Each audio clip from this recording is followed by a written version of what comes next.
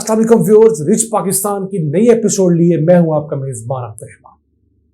पाकिस्तान और ईरान ने एक अहम स्ट्रेटेजिक मुआहिदा किया है जिसके तहत अगले 5 सालों के दौरान दोनों मुल्क अपनी बाहमी लीगल ट्रेड बढ़ाकर $5 अरब तक ले जाएंगे। इस मंसूबे को डिटेल में जानेंगे। जबकि आज की दूसरी खबर, पाकिस्तान के नदरन एरिया में सबसे बड़ा एयरपोर्ट जो कि इंटरनेशनल एयरपोर्ट बनाया गया था 2021 में, अब उस पर पहली इंटरनेशनल फ्लाइट आने का भी आगाज हुआ चाहता है। वह है स्कर्दू इंटरनेशनल एयरपोर्ट जो कि टूरिज्म को बहुत बढ़ाएगा। इस दूसरी खबर को प्रोग्राम के दूसरे हिस्से में डिस्कस करेंगे। पहले चलते हैं उस अहम मुआहदे की तरफ जो कि पाकिस्तान के वजीर खारजा और ईरानी वजीर खारजा के दरमियान हुआ है।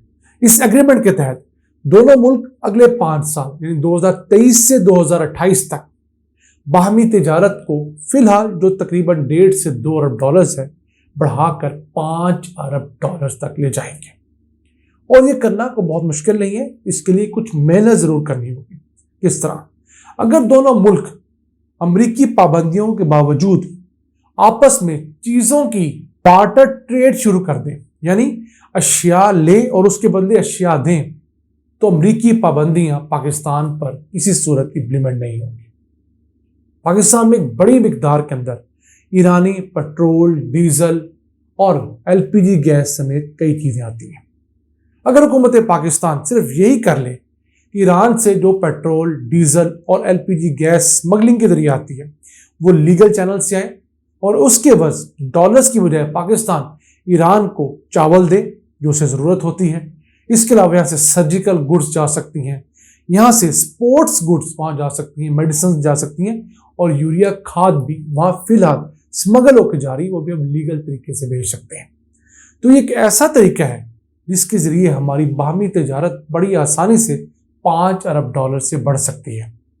हमने जो चीज़ें दुनिया में डॉलर देकर अरब ममालिक से खरीदनी है, पेट्रोल, डीजल या दूसरी चीज़ें, वही हम अपने यहाँ प्रोड्यूस हुई चीज़ देकर जब खरीदेंगे तो हमारा डॉलर खर्च नहीं होगा।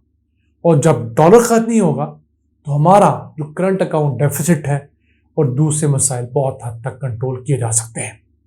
ये सबसे आसान तरीका है और उस बार्टर ट्रेड को बढ़ाने के लिए दोनों मुल्कों को सर जोड़कर बैठना होगा और ईरान को कन्विंस करना होगा कि वो पाकिस्तानी मसनूआत में छूट दे।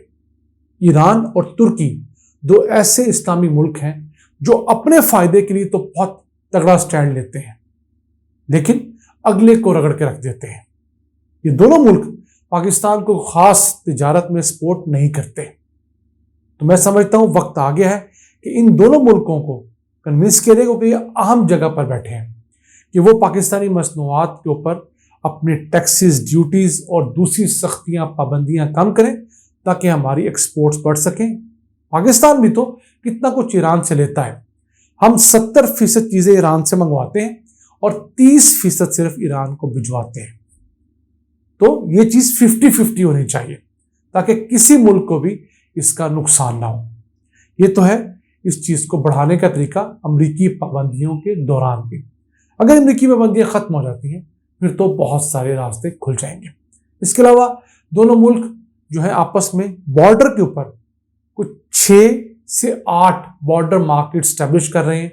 पहली मई 2023 में खोल दी गई है मनपशीन बॉर्डर, जहां पर मुकामी आबादी जो है वो फ्रेश फ्रूट्स और वेजिटेबल्स की ट्रेडिंग करती है। इस तरह की चीजें, ये चीजें मुकामी सतह पर रोजगार बढ़ाने के लिए बहुत बड़ी डेवलपमेंट है। क्योंकि याद रखिएगा, स्मगलिंग एक नासूर जरूर है लेकिन बलूचिस्तान का एक बहुत बड़ा खित्ता ऐसा है जो बॉर्डर के साथ लगता है ईरान के, और वहां पर कोई इंडस्ट्री, कोई ज़राअत, कोई गलाबानी नहीं है।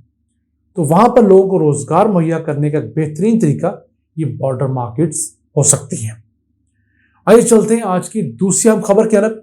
स्कर्दू इंटरनेशनल एयरपोर्ट, जिसे दिसंबर सन 2021 में प्राइम मिनिस्टर इमरान खान ने इंटरनेशनल एयरपोर्ट का दर्जा दिया था, उसकी तमाम फैसिलिटीज इंटरनेशनल एयरपोर्ट के मुताबिक की गई थी। सिर्फ एक कमी रह गई थी कि वहां पर रिफ्यूलिंग की कोई फैसिलिटी नहीं थी। इंटरनेशनल जहाज आए तो उसे फ्यूल वहां से मिल जाए।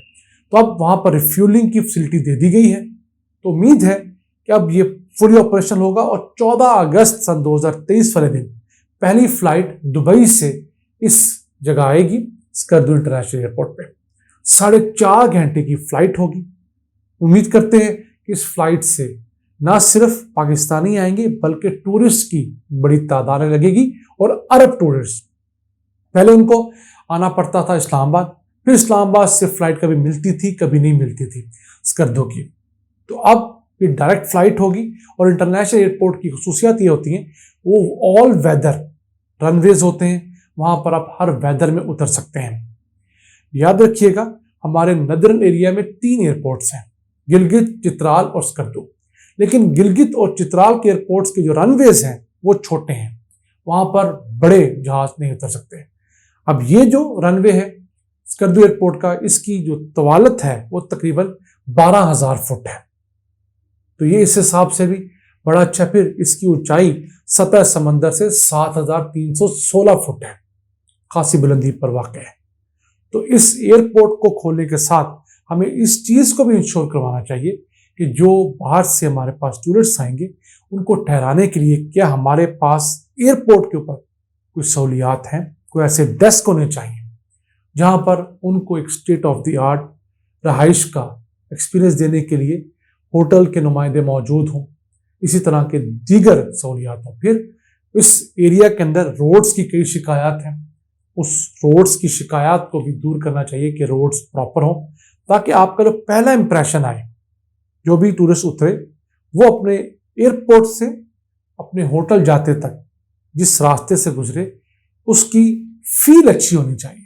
उसको दूसरे तीसरे दिन को मुश्किल आ भी जाए तो कोई इशू नहीं है, कम से कम पहला दिन उसका ये आना चाहिए कि यार यहाँ पर चीजें बेहतर हैं। अगर खुदा न खास्ता यहाँ पर उतरे और एयरपोर्ट के बाहर से ही टूटी हुई सड़कें, फिर होटल जाए तो वहां पता लगे सर्दियों के अंदर गर्म पानी नहीं है, दीगर मसाइल हैं, तो वो यहाँ से क्या इंप्रेशन लेके जाएगा। सिर्फ इंटरनेशनल एयरपोर्ट खोलना बड़ी बात नहीं है, उस इंटरनेशनल एयरपोर्ट के साथ इंटरनेशनल लेवल की जो सहूलियात हैं ट्रांसपोर्ट की, होटल इंडस्ट्री की, फूड की और दीगर तमाम, वो भी देनी चाहिए। हमारा नदरन एरिया अल्हम्दुलिल्लाह गिलगित बल्तिस्तान अमन व अमान के हिसाब से आइडियल है।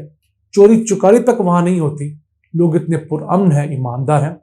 वहां पर टूरिज्म के जरिए इस कदर बड़ी तादाद में रोजगार क्रिएट किया जा सकता है, वहां पर लोगों के लिए जराए आमदन क्रिएट किए जा सकते हैं कि वो पूरा खित्ता अपनी तकदीर बदलने के लिए खुद ही काफी है। स्विट्जरलैंड से 2 गुना बड़ा एरिया है हमारे पास गिलगित बल्तिस्तान का, लेकिन सहूलियात स्विट्जरलैंड से 10 गुना कम है। उन सहूलियात को बढ़ाने की जरूरत है, प्राइवेट सेक्टर को लाके उसे प्रोटोकॉल्स के तहत बांधने की जरूरत है कि आपने अगर होटल बनाना है तो किस तरह बनाना है, और ये नहीं करना कि आप खूबसूरत जगहों पर कंक्रीट की बिल्डिंग्स खड़ी कर दें। इको टूरिज्म को प्रमोट करना है जिसमें आपका माहौल भी बचा रहे और आप बिल्डिंग इस तरीके से बनाएं कि माहौल के लिए कम से कम नुकसानदेह हो। नाज़रीन, ये था आज का एपिसोड। हमें उम्मीद है आपको पसंद आया होगा। अपनी सजेशंस अपनी आगाह से हमें आगाह रखा करें। अपने मेजबान अब्दुल रहमान को इजाजत दीजिए। अल्लाह ने के बाद।